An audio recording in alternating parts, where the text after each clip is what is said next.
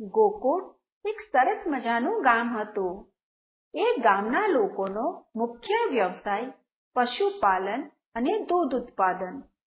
લોકો ગાયો રાખે, ગાયના દૂધમાંથી દહીં, માખણ, ઘી વગેરે બનાવે અને પછી મથુરામાં વેચે. ગામના છોકરાઓ દરરોજ સવારથી સાંજ સુધી ગાયો ચરાવવા જંગલમાં જાય. ગાયો ચરતી હોય એ સમયે છોકરાઓ ભેગા બેસીને જાત જાતની વાતો કરે. ઘરેથી લાવેલું ભાથું વહેંચીને ખાય અને મજા કરે.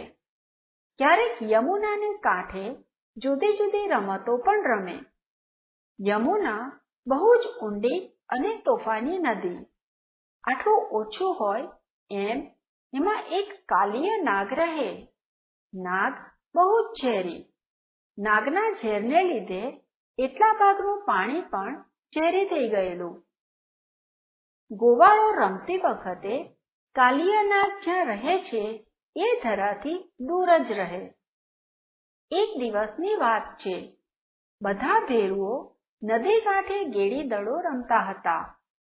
ગેડી દડો રમત પણ ક્રિકેટ અથવા હોકી જેવી. કાલિય નાગની બીકને લીધે સૌ ભેરુઓએ એવો નિયમ બનાવેલો કે જે કોઈ ખેલાડીને લીધે દડો નદીમાં જાય એ જ ખેલાડીએ દડો લઈ આવવાનો. રમતા રમતા કૃષ્ણનો દાવ આવ્યો. કૃષ્ણે તો જોરથી દડાને ફટકાર્યો એટલે દડો જઈને પડ્યો નદીની વચ્ચોવચ્ચ. બધા મિત્રો ચિંતાતુર થઈ ગયા. હવે શું થશે? કિનારાની પાસે ક્યાંક થોડા પાણીમાં દડો જાય તો લઈ અવાય, પણ આવા ઊંડા ધરામાં કોણ જાય?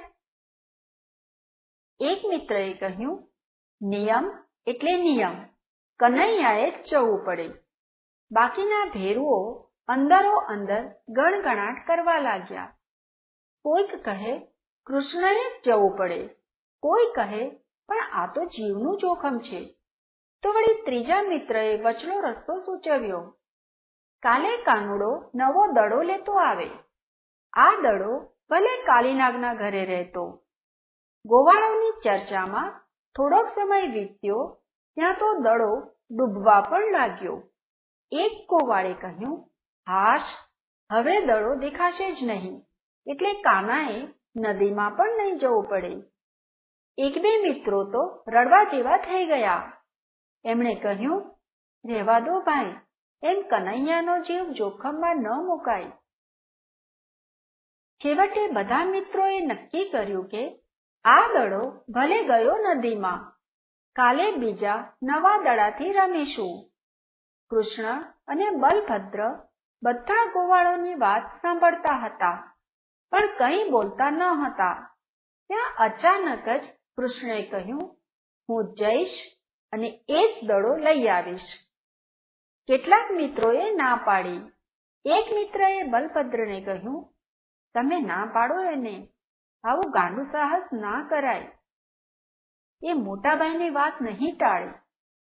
બલભદ્રએ હસીને કહ્યું, કાનુડાને એક જ જણ વારી શકે, કાનુડો પોતે. એણે નક્કી કર્યું છે એટલે એ જશે જ. બધા ગોવાળિયા ચિંતાતુર થઈ ગયા. ના ના કરતા રહ્યા, પણ આ તો કાનજી, એણે નદીમાં ઝંપલાવ્યું જ. કૃષ્ણ નદીમાં પડ્યા એ વખતે તો દડો ડૂબી પણ ગયેલો. કૃષ્ણે તો છેક તળિયા સુધી ડૂબકી લગાવી.